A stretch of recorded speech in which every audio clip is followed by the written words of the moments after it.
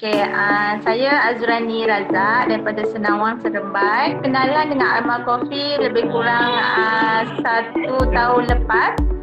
Dah jadi ejen lebih kurang setahun juga, masuk masa bulan November tahun lepas. Kita share pasal artis tu, apa problem dia dulu? Sebab Kak Yu ada dengar dulu dia jadi testimoni kan? Actually dia dulu dia merokok. And then bila dia merokok, dia kerap batuk tau. Dia kerap batuk, lepas tu kahak banyak. Tapi bila dah minum Alma Coffee ni, memang dah lama dia tak batuk. Sebab dia jenis kalau dia batuk memang berpanjangan sampai 3 bulan macam tu kadang-kadang. So kita boleh perasan lah memang dah lama sangat dia tak batuk. Lepas tu kahak dia memang dah berkurang. Tak ada memang bersin-bersin pun tak ada. Sebab tu lah Zura suka yang kopi Alma ni. Zura suka dia punya manfaat-manfaat dia. Macam bila kita banyak testimoni macam tu, kita happy sebarkan benda tu pada orang. Macam Zura sendiri kan tukang jahit kan.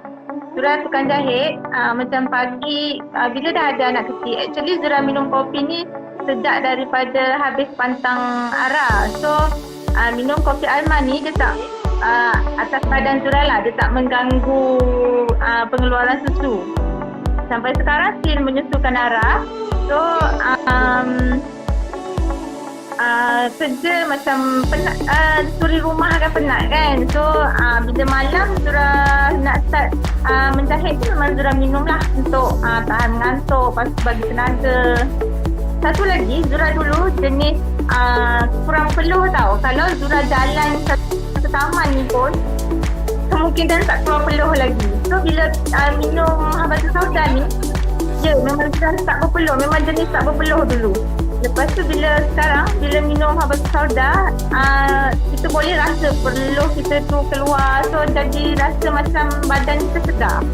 Saya tanya pula artis, apa artis minum macam mana cara untuk pengambilan Alma Coffee tu, cuba bagi sikit-sikit dekat kepada kita punya follower yang tengok malam ni. Okey, minum Alma Coffee ni biasalah pagi-pagi sebelum sarapan tu kita minum satu cawan. Sebab saya dia kerja dah menentulah sikit. Kadang bahagian pembangunan ni dia ada buat maintenance. Dia macam maintenance lah. Kadang cleaning tu rosak, lampu rosak, pipe bocor, aircon leaking ke apa, kita kena pergi. Kadang-kadang kita panjat sampai atas sili kau semua. Saya bawa kereta, saya yang panjat, saya yang buat kerja. Memang penat. Okey, minum kopi Alma ni, kalau sebab saya dah lama minum, kalau sebelum ni saya makan pagi, tengah hari, malam.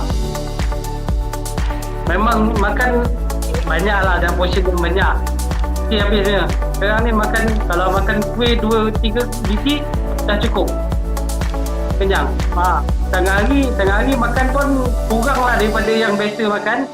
Lepas tu malam memang tak makan.